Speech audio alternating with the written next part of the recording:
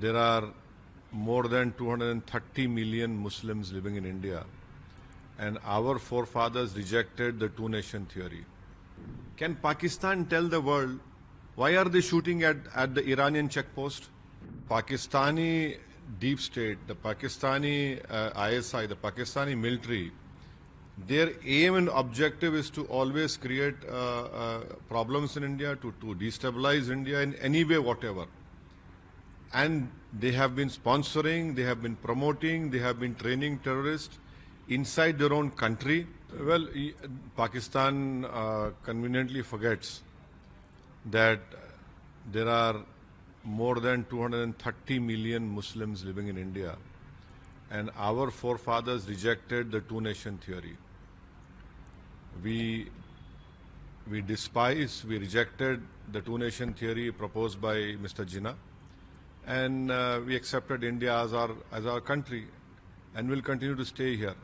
Pakistan wants to divide India on the lines of religion.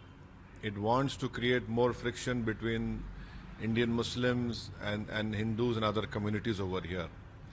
And when Pakistan talks about two-nation theory, why is it that they are bombing Afghanistan border post? When they talk about two-nation theory, why are they bombing the Iranian border post? Why are they killing the Baluchis who are also Muslims? The Afghanis are Muslims. The Iranians are Muslims. And the Baluchis are their own nationals who are Muslims. So it is the deep state of Pakistan which only uses Islam as a facade to cover up all their illegal activities, to cover up their promotion of terrorism. And this is what they have been doing it from last 75 years against India. Sir, Osama bin Laden was found in Pakistan. Why is the Western support not realize the true faces of Pakistan and continuing clear funds from the IMF? Osama bin Laden was found taking shelter in a military area, and he was given covert support. He was given all the support, all the help by the military establishment of Pakistan. It is for the Western world to realize that Pakistan is a failed state. It is high time that not only Western world but every senior nation in this world should rise up and ensure that the nuclear bombs which the Pakistans possess, that should be disarmed. They are a threat to the whole humankind. They have been using terrorism to destabilize India. 26/11 happened in Mumbai. The Indian investigating agencies went to Pakistan, gave them all the proof against the involvement of LET and how they were trained by the ISI and the Pakistan military. They didn't proceed. But once Pakistan was brought in the grey list of FATF, all those criminal trials started to proceed.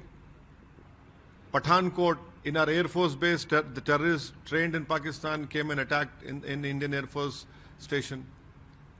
In fact, this government took a wrong decision of even inviting the ISI to check. They came and checked, nothing happened. So Pakistan is hell-bent on destabilizing a country which has a population of 133 crores. That you must remember, a country which has the 5th largest economy in the world. How can the world sit quiet and allow this thing to happen? And it is very unfortunate that the IMF has sanctioned a loan of $1 billion. I would call it a loan to the militant organization over there. Very unfortunate that the US, Canada and Germany have kept quiet, when they know for a fact that it is Pakistan which is promoting, financing terrorism against India. And this money, you mark my words, will never be used to eradicate poverty, to ensure that the polio rates in Pakistan come down. It will never be used for women empowerment in Pakistan of education. This will be used only, to promote terrorist activities against India. That is most unfortunate. Sir, after Operation Sindhu, you have called for a complete destruction of the terror infrastructure in Pakistan. Can you elaborate it? Yes, the Pakistani deep state, the Pakistani ISI, the Pakistani military, Their aim and objective is to always create problems in India, to destabilize India in any way, whatever. And they have been sponsoring, they have been promoting, they have been training terrorists inside their own country. And there are various satellites images as well which can prove this. So it is high time that these terrorist camps, these terrorist organizations, despite they being banned by US, for example, for your viewers to understand, when India bombed in Bahawalpur, and a terrorist organization head office, which was a shelter to train people in arms, the terrorists who were killed over there, their last namaz, the janaza namaz, was performed by a person who is a designated terrorist in US, Hafiz Abdul Rauf. Why can't the world see this? And behind, in that prayer, all Pakistani army people were standing, personnel were standing wearing army dress. So we as a country, how long can we take this? How long can long can we allow Pakistan to come inside our country and kill people? And the most unfortunate incident of Pahalgam, the world should realize and see that if tourists go there to have a good holiday, these terrorists who came from Pakistan, they separate the families, they separate women and children, and then they ask the male person whether they can recite the kalima. If they cannot recite the holy kalima, they were shot dead in front of their families. You know, can anyone imagine the pain, the scar which this whole families will carry to the rest of their life? So it is high time that this terrorism sponsoring by Pakistan should come to an end. Full stop. There should be full stop to it. Sir, India is targeting terror bases in Pakistan, while Pakistan is attacking civilians target in Jammu and other areas. What does this say? The Poonch, which is a border village, due to Pakistani army shelling, 16 people have lost their lives. And in that 16, there were 4 small children whose ages were less than 10 years. An imam of the masjid, Maulana, was killed in that firing. A Sikh Gurdwara was damaged. Their complete houses were damaged. People were lying injured on the roads. Now, one additional deputy collector, a civil servant, was assassinated in Rajouri.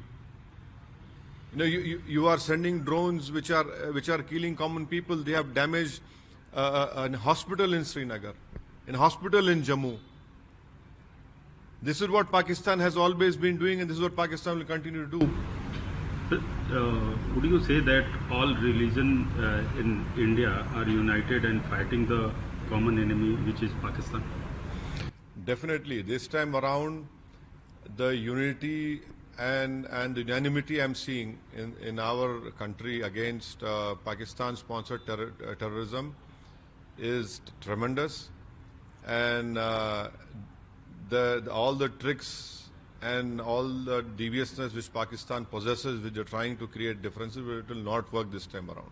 The country is united in ensuring that we must put an end to this Pakistan-sponsored terrorism in India. Do you agree with the PM Modi's decision to eliminate terror at any cost? Well, it is a challenge for our country. The country is headed by a prime minister, but we have to save the country. We have to save the people living in our country. We have to save children, women, everyone, the farmers. So it is high time that we put an end to this Pakistan-sponsored terrorism. Western world has been reluctant to call Pahalgam attack as a terror attack. Your views? It is most unfortunate. I mean, I'm perplexed, I'm shocked that how can you use words as militants or gunmen? These are people who came into India and they only shot people who were not Muslims.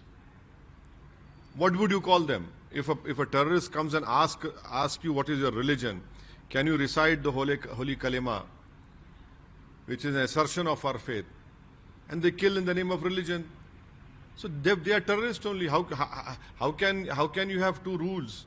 If something happens in their country, you call it a terror sponsored or a terrorist attack, but why not Pahalgam? Sir, Pakistan has named its operation against India Hunayn al-Massouz, a team with deep religious connections. See, they have used a Quranic verse of Surah Saf. That is, they have used verse number 4. But they have conveniently forgotten what in that same chapter, verse number 2 says, O believers, why do you say what you do not do? And then the verse which they have used in Quran, that is that you should unify and stand as a concrete structure. Can Pakistan tell the world why are they shooting at the Iranian checkpost? Why are they shooting at the Afghani checkpost? And why did they shoot the Bengalis in East Pakistan? Where was this word, Bunyan and Marsusan? Have they forgotten what they did in Bangladesh? Have they forgotten what they are doing to the Baluchis? Don't they remember Bunyan and Marsusan when you are shooting your own Baluchis over there? So it is really despicable that you use a verse of Quran of a particular chapter and you forget when Allah is saying how despicable it is the sight of Allah that you say what you do not do. This